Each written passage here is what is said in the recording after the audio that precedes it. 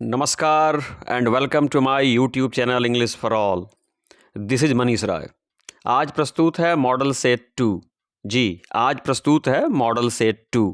12वीं के बच्चों से निवेदन है कि परीक्षा भवन में जाने से पहले आज की वीडियो को एक बार अवश्य देखें। यह वीडियो आपके लिए ज़रूर लाभदायक साबित होगी। तो आइए मॉडल सेट 2 की शुरुआत क्वेश्चन नंबर 1 से करते हैं। बच्चों पूछ रहा है, नानू काका gave a to the dhobi as a reward, यानी रिवार्ड के रूप में नानू काका ने धोबी को कितने रुपए का नोट दिया। 1 rupee note, 2 rupee note, 5 rupee note या 10 रुपी नोट। बताइए बच्चों 2 रुपए का नोट दिया। कितने का दिया? 2 रुपए का। नानू काका gave a 2 rupee note to the dhobi as a reward, reward के रूप में धोबी को नानू काका ने 2 रुपए का एक नोट दिया। और इसके लिए आप अपनी पाठ्य पुस्तक में नानू काका वाला chapter A pinch of snuff जो है ना वो देख सकते हैं। नंबर 2 कहता है according to Khalistan education is a prime instrument of nation building, यानी निम्न में से किनके अनुसार शिक्षा जो है ना वह राष्ट्र निर्माण का प्रमुख क्या है? जरिया है। ठीक है, निम्न में से किनके अनुसार? महात्मा गांधी, पंडित नेहरू, सरदार पटेल या जाकिर हुसैन। बच्चों चारों आंसर सही है, लेकिन जब आप अपनी पाठ्य पुस्तक पढ़ेंगे ना भारत इज माई होम, तो वहाँ पता चलेगा कि यह बात किसने कही है? जाकिर हुसैन ने कही है। किसने कही है? जाकिर हुसैन ने कही है। तो होगा कि according to Zakir Hussain education is a prime instrument of nation building. Number 3 कह रहा है a sonnet is a poem of lines. आपको बताना है सोनेट जो होती है ना, कितनी पंक्तियों की कविता को सोनेट कहते हैं। जी, सोनेट कितनी पंक्तियों की कविता को कहते हैं? बच्चों 14। याद रखिएगा, 14 पंक्तियों की कविता को सोनेट कहते हैं। नंबर 4 है the bank of justice can't be. यहाँ पे आपको फिल करना है, भरना है। एम्प्टी भरेंगे, फुल भरेंगे, बैंकरप्ट भरेंगे या वैकेंट भरेंगे। बच्चों इसका उत्तर जानने के लिए आप आई हैव अ ड्रीम पढ़िए। जी, मार्टिन लूथर किंग जूनियर की रचना आई हैव अ ड्रीम पढ़िए। जब पढ़ेंगे तो पता चलेगा कि उन्होंने कहा है कि the bank of justice can not be bankrupt, यानी न्याय का जो बैंक है ना वो कभी दिवालिया नहीं हो सकता। अतः 4 का क्या होगा? सी होगा। बच्चों क्वेश्चन नंबर 5 कहता है कि इन 1950 यानी 1950 में निम्न में से किसको was awarded the Nobel prize for literature, यानी 1950 में निम्न में से किसको साहित्य का नोबेल मिला था। जी याद रखिए, 1950 में निम्न में से किसको साहित्य का नोबेल मिला था? बर्टन रसेल को, मार्टिन लूथर किंग जूनियर को, आंद्रे रसेल को या पर्लेस बक को। बच्चों इस प्रश्न का जवाब जानने के लिए आप अपनी पाठ्य पुस्तक में ideas that have helped Mankind पढ़िए। जब वो पढ़ेंगे तो पता चलेगा कि बर्ट्रैंड रसेल को 1950 में साहित्य का नोबेल मिला था।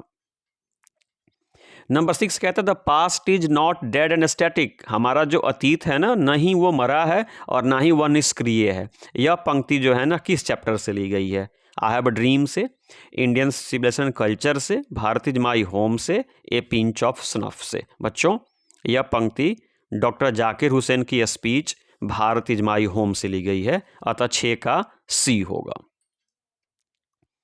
नंबर 7 कहता है कि has been described as a metaphysical poet. आपको बताना है कि इन 4 में से किसको मेटाफिजिकल पोएट कहा जाता है। तो बच्चों जॉन डन को। किसको?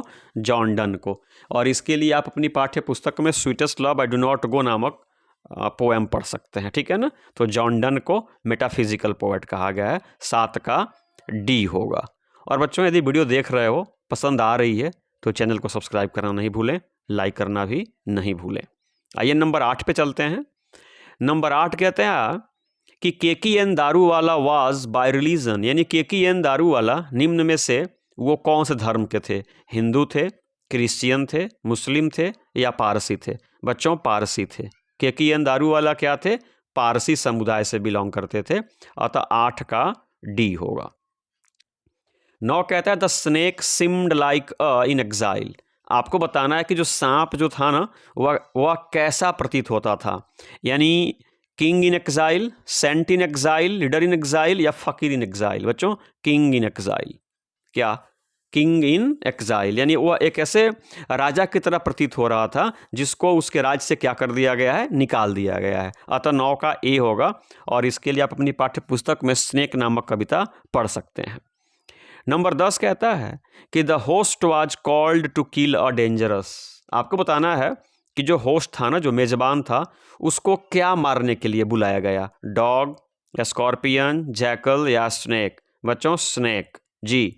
और इसके उत्तर को जानने के लिए आप पर्लस बक की रचना इंडिया थ्रू ए ट्रेवलर्स आई पढ़िए, तब पता चलेगा कि होस्ट को, गृहस्वामी को एक खतरनाक सांप मारने के लिए बाहर के लोगों ने बुलाया था। अतः 10 का क्या होगा, डी होगा।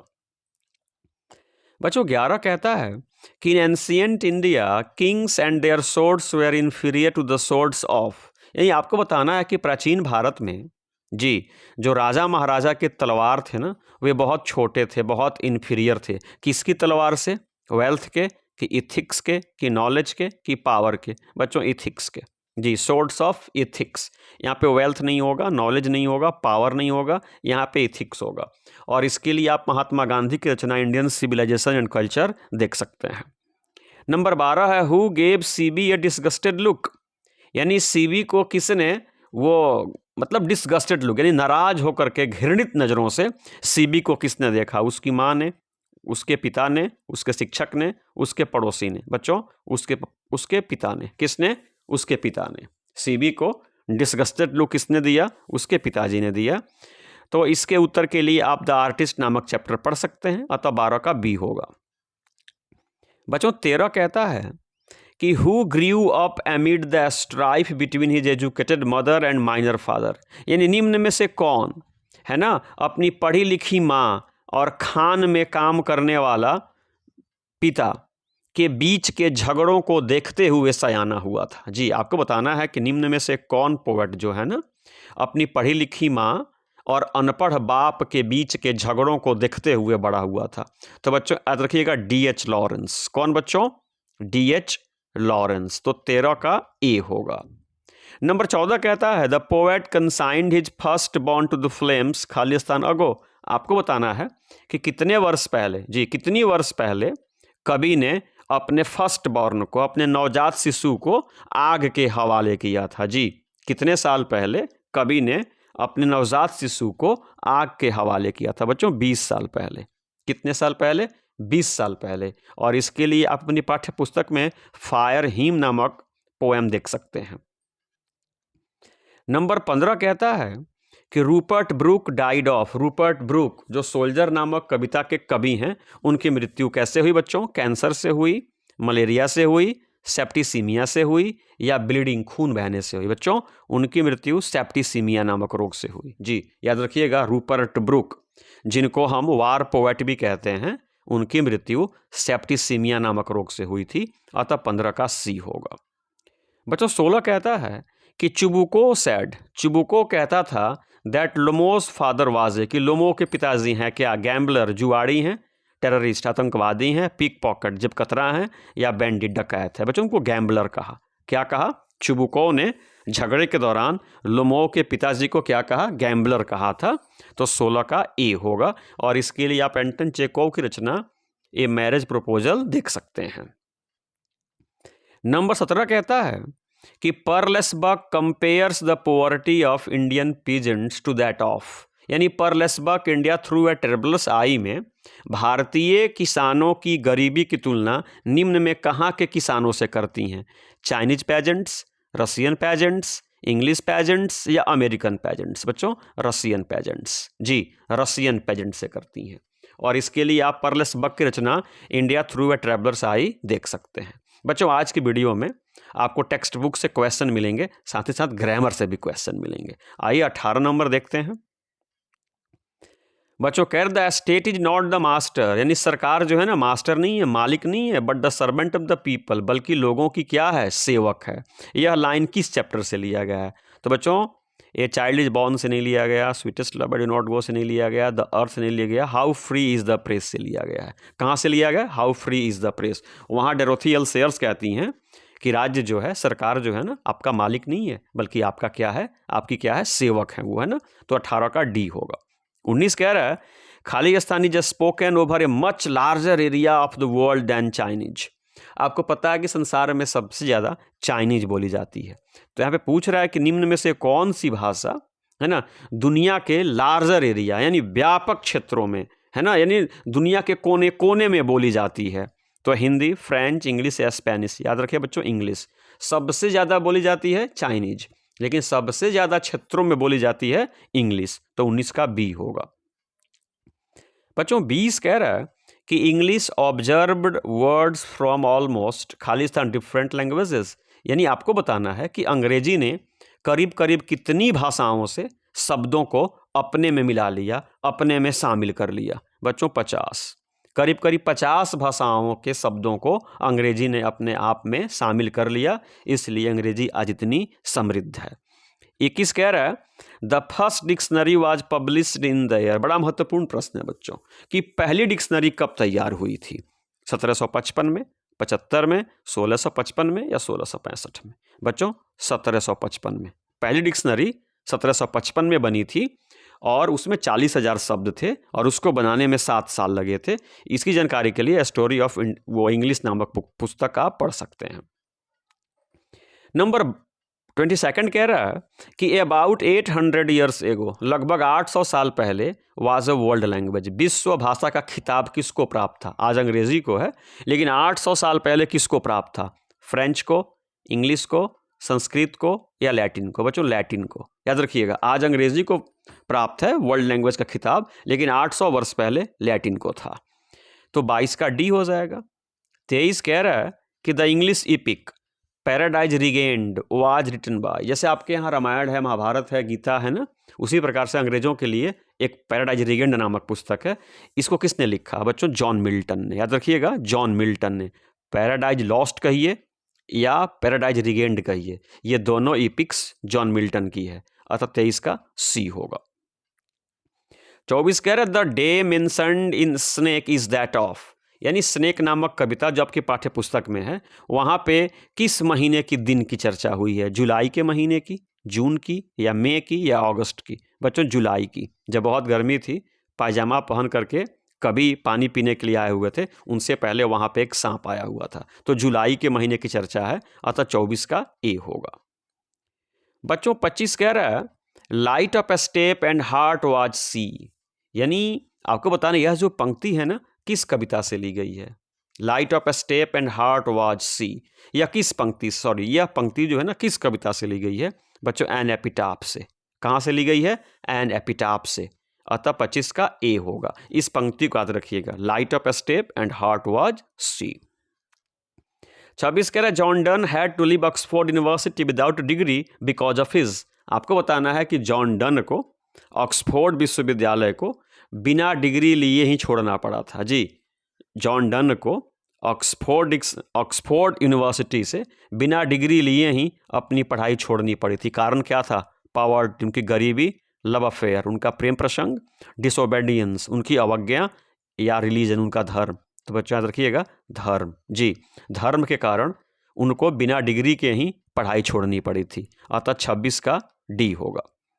बच्चों 27 कहता है कि why had Khalistan women officials stopped going to international conferences. आपको बताना है कि निम्न में से कहाँ की विमेन ऑफिशियल्स, महिला अधिकारियों ने इंटरनेशनल कॉन्फ्रेंसेस में, अंतर्राष्ट्रीय सम्मेलनों में जाना बंद कर दिया है। तो बच्चों जब अपनी पाठ्य पुस्तक में चाइल्ड इज बॉर्न पढ़ेंगे ना, तो वहाँ पता चलेगा सूडानीज विमेन ऑफिशियल्स। जी, सूडानीज विमेन ऑफिशियल्स, यानी सूडान के महिला अधिकारियों ने विदेशों की यात्रा क्या कर दी है? बंद कर दी है। 28 कह रहा है the girl goes to her mother's house. लड़की जो है ना अपने माँ के घर जाती है for the last few months of a pregnancy. यानी अपनी गर्भावस्था के दौरान, गर्भावस्था के अंतिम कुछ महीनों और बच्चे के जन्म के कितने महीने तक के लिए लड़की जो है ना अपने माँ के घर जाती है? बच्चे के जन्म के 3 महीने तक के लिए, 4, 5 या 2? बच्चों ए चाइल्ड इज बॉर्न पढ़ेंगे तो पता चलेगा कि 3 महीने के लिए। कितने महीने के लिए?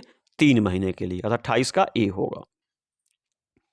29 कह रहा है बच्चों कि CB's father smashed all the gods with. CB के पिताजी ने सारे कद्दुओं को तोड़ दिया, फोड़ दिया, चकनाचूर कर दिया। कैसे? एक्स से, सोर्ड से, चिजिल से या हैमर से? बच्चों हैमर से। कैसे? हैमर से, हथौड़े से मार करके स्मैश्ड कर दिया, चकनाचूर कर दिया। इसके लिए आप द आर्टिस्ट नामक चैप्टर पढ़ सकते हैं। नंबर 30 कह रहा है कि it was reported that the poet had delivered with in an hour, यानी अखबार में यह एक खबर छपी थी कि पोएट ने करीब करीब 1 घंटे में कितने शब्द बोल दिए थे? 20,000। कितने बच्चों? 20,000। और ये पंक्ति कहाँ से ली गई है? आपकी टेक्स्ट बुक में जो चैप्टर है ना, how free is the press, वहाँ से ली गई है। वहाँ ये कहा गया है कि उन्होंने 1 घंटे में कितने शब्द बोल दिए थे? 20,000। अतः 30 का सी होगा। 31 कह रहा है and as we walk we make the pledge, ज्यों ज्यों हम आगे बढ़ रहे हैं, वी मेक द प्लेज, हम ये कसम खाते हैं, that we shall always march at, कि हमेशा आगे बढ़ेंगे, कभी पीछे मुड़ करके नहीं देखेंगे। यह पंक्ति कहाँ से ली गई है बच्चों? आई हैव अ ड्रीम से। और ये कथन किसका है? मार्टिन लूथर किंग जूनियर का है, जिनको यूरोप का गांधी कहा जाता है। आइए नंबर 32 देखते हैं। नंबर 32 कह रहा है कि the author picked up A clumsy, यानी ऑथर ने, ऑथर कहिए बच्चों या यहाँ पे पोएट कहिए, लेखक कहिए, सॉरी कवि कहिए, है ना, कवि ने सांप को मारने के लिए क्या उठाया? जी, कवि ने सांप को मारने के लिए क्या उठाया? हैमर, स्टिक, लॉग या ब्रिक? बच्चों लॉग। जी, लकड़ी का एक लट्ठा, मतलब बांस उन्होंने क्या किया? उठाया। अतः 32 का सी हो जाएगा। अब 33 से ग्रामर की शुरुआत होती है, गौर कीजिएगा। चूज द करेक्ट सेंटेंस, कह रहा है कि सही वाक्य चुनिए। मतलब यहाँ पे 4 वाक्य हैं, ठीक है, 3 गलत है, 1 सही है, वहीं चुनना है। देखिए, she doesn't to wear glass, glass नहीं ग्लासेस होना चाहिए, अतः ये गलत है। She wrote me letter thank, thank नहीं थैंक्स होगा, ये भी गलत है। सी गेव मी एडवाइसेस, इसका प्लूरल होता नहीं है, ये भी गलत है। सी गेव मी आर्म्स, उन्होंने मुझको क्या दिया? भीख दिया, ये सही है। 33 का ए सही है। 34 कह रहा है कि चूज द इनकरेक्ट स्पेलिंग, गलत स्पेलिंग चुननी है। यानी 4 शब्द हैं, 3 सही है, 1 गलत है। कौन गलत है? सुनिए, रिसीव गलत है। जी बच्चों, बिलीव ठीक है, बिलीफ ठीक है, क्रीम ठीक है, रिसीव गलत है। क्या है? सुनिए, रिसीव का सही होता है RECEIVE, लेकिन यहाँ पे CIE है, अतः 34 का सी होगा। 35 कह रहा है कि देयर खाली स्थान a number of books on my table, मेरे टेबल पे बहुत सारी किताबें हैं। तो बच्चों, जब भी वाक्य की शुरुआत देयर से हो ना और खाली स्थान भरना हो, तो खाली स्थान के बाद देखिए क्या है? ए नंबर ऑफ बुक्स। तो बुक्स प्लूरल है, अतः हमारी क्रिया भी प्लूरल होगी। क्या हो जाएगा? R। 35 का सी होगा। 36 कह रहा द प्राइस ऑफ ओनियंस, यानी प्याज के मूल्य कमिंग डाउन, नीचे आ रहे हैं, यानी प्याज के मूल्य घट रहे हैं, दाम गिर रहा है। यहाँ पे वर्ब भरना है। तो प्राइस क्या हो गया? नाउन। ऑफ क्या हो गया? प्रेपोजिशन। ऑनियंस क्या हो गया? नाउन। तो पहला नाउन सब्जेक्ट होता है और उसी के हिसाब से क्रिया का प्रयोग किया जाता है। या यूं कहें कि हम ऑनियंस की बात नहीं कर रहे हैं, हम प्याज की बात नहीं कर रहे हैं, प्याज के दाम की बात कर रहे हैं। तो दाम, प्राइस क्या है? सिंगुलर है, अतः क्रिया भी हमारी सिंगुलर होगी। अतः 36 का ए होगा, is. The price of onions is coming down, प्याज के दाम गिर रहे हैं। 37 कह रहा है there are 2 cows and 5 at my door, मेरे दरवाजे पे 2 गायें हैं और 5 सीप हैं, 5 भेड़ है। सीप करें, सिप्स करें, सीप करें या कुछ नहीं करें? गौर कीजिए बच्चों, मैं बार बार कहता हूँ, ये सीप, सीप मीन्स क्या होता है? भेड़। ये बच्चों, ये जो वर्ड है ना, ये सिंगुलर और प्लूरल दोनों में ये अनचेंज्ड रहता है, इसमें हम एस नहीं जोड़ सकते। जी, ये सिंगुलर भी सीप ही होगा और प्लूरल भी सीप ही होगा, ये अनचेंज्ड रहता है, इसलिए 37 का सी होगा। देर आर 2 काउज एंड 5 सीप एट माई डोर, 37 का सी। 38 कह रहा है डू व्हाट यू लाइक, जो मन में आए करो। डू व्हाट यू लाइक, जो मन में आए, जो पसंद आए वो करो। या किसका एग्जाम्पल है? कॉम्प्लेक्स सेंटेंस का, कंपाउंड का, सिंपल का, या किसी का नहीं बच्चों।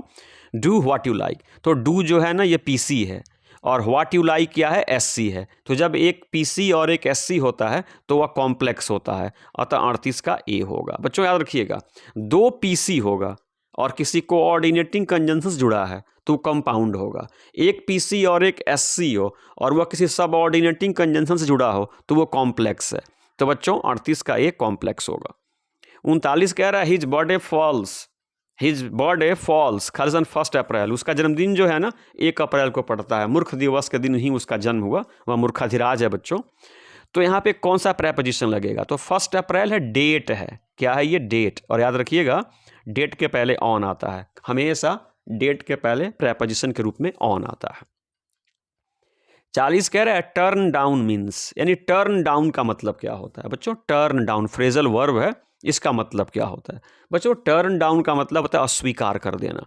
तो रिजेक्ट का मतलब भी क्या होता है? अस्वीकार कर देना। अतः 40 का बी होगा। 41 कह रहा है कि आई एम खाली स्थान एम ए इन इंग्लिश, मैंने अंग्रेजी में एम ए किया है। तो एम आप ऐसे लिखते हैं ना बच्चों, देखिए तो एम ऐसे ही लिखेंगे ना। तो ए जो हो गया ये वॉवल साउंड हो गया, तो वॉवल साउंड से शुरू होने वाले नाउन्स के पहले हम एन का प्रयोग कर देते हैं, अतः 41 का बी होगा। 42 कह रहा है कालिदास ही Shakespeare of India, Kalidas Bharat के क्या हैं? शेक्सपियर हैं। तो यहाँ पे देखिए noun plus preposition plus noun, तो पहला नाउन कुछ भी हो आपको द का प्रयोग कर देना है। तो Kalidas is a Shakespeare of India, Kalidas Bharat के क्या हैं? शेक्सपियर हैं। यहाँ पे शेक्सपियर का प्रयोग प्रॉपर नाउन में नहीं हुआ है, कॉमन नाउन के रूप में हुआ है, गुणों की बात हो रही है, इसलिए 42 का सी होगा, यहाँ पे द भरेंगे। 43 कह रहा है यू टेक एक्सरसाइज रेगुलरली, आपको रोज व्यायाम करना चाहिए, चाहिए है ना बच्चों, चाहिए। तो यहाँ पे क्या करेंगे? शुड, मॉडल के रूप में क्या करेंगे? Should, you should take exercise regularly, आपको नियमित रूप से व्यायाम करना चाहिए। 43 का डी होगा।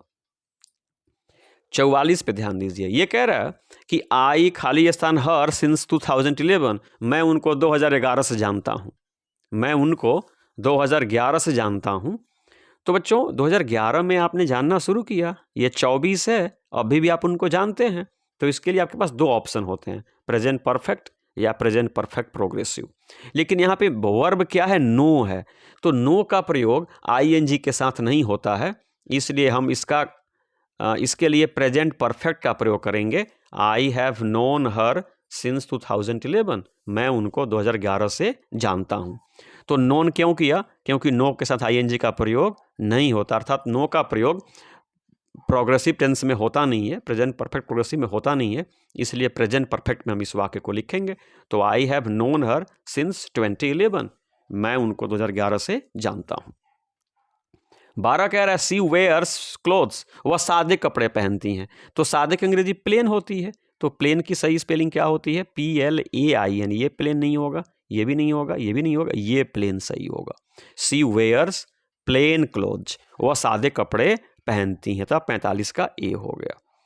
46 कह रहा है it is high time she for home. बच्चों जब भी आपको इट इज़ हाई टाइम दिखे, जी जब भी आपको इट इज़ हाई टाइम दिखे ना, तो इससे पता चलता है कि आपको थोड़ी देर हो रही है, जो काम करना है कर लो। तो जब भी आप इट इज़ हाई टाइम देखें ना, इसके बाद हमेशा सिंपल पास्ट लाइए, V2 लाइए। तो स्टार्टेड क्या है? V2 है। जी बच्चों जब भी इट इज़ हाई टाइम दिखे ना, सिंपल पास्ट मतलब V2। तो यहाँ पे क्या है? V2 स्टार्टेड है, अतः 46 का सी होगा।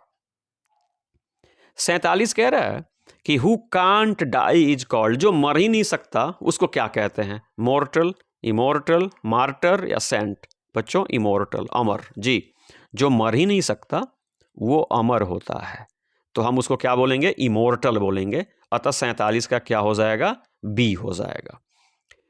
48 कह रहा है his uncle is addicted to, यानी उनके चाचा को लत है। किस चीज़ की लत है? जुआ खेलने की। बच्चों बार बार कह रहा हूं, जब भी एडिक्टेड टू हो, क्या हो? एडिक्टेड टू, तो उसके बाद जो भी क्रिया आएगी उसमें आईएनजी लगेगा, तो गैम्बलिंग होगा। क्या होगा? गैम्बलिंग। जब भी देखिए टू दे करके घबराइए नहीं, ये टू जो है ना यहाँ पे प्रेपोजिशन है ना, तो प्रेपोजिशन के बाद जब भी क्रिया आती है वो आईएनजी लेती है। तो जब भी एडिक्टेड टू होगा उसके बाद V4 आएगा, अर्थात वर्ब में आईएनजी लगेगा, तो यहाँ पे गैम्बलिंग होगा। 48 का डी होगा। 49 कह रहा है कि द ओल्डर वी गेट, जितना ही हम वृद्ध होते हैं, बूढ़े होते हैं, अनुभवी होते हैं, द हैप्पियर वी बिकेम, उतने ही हम क्या होते हैं? प्रसन्न होते हैं। तो बच्चों ये पैरेलल स्ट्रक्चर है, यहाँ पे दो क्या आएंगे बच्चों? CD आएगा, दो कॉम्परेटिव आएगा। जी द ओल्डर और यहाँ पे क्या आ जाएगा? The happier. तो 49 का बी होगा। और 50 कह रहा है मेक हे खाली द सनशाइन्स। बच्चों यानी लोहे पे चोट तब करिए जब लोहा क्या हो? गर्म हो। तो बच्चों इसमें मेक हे स्पष्ट ही है, व्हाइल द सन शाइन्स। क्या होगा? Make hay while the sun shines. तो बच्चों ये आज की वीडियो के 50 प्रश्न हैं। उम्मीद है कि आप अभ्यास किए होंगे, अपनी तैयारी को परखे होंगे। और फिर कह रहा हूँ कि परीक्षा भवन में जाने से पहले एक बार वीडियो को अवश्य देख लें। अगर वीडियो पसंद आई हो तो चैनल को सब्सक्राइब करें, वीडियो को लाइक करें, अपने मित्रों से भी शेयर करें, अपने सुझाव भी दें और चलते चलते मेरे साथ बोले जय हिंद।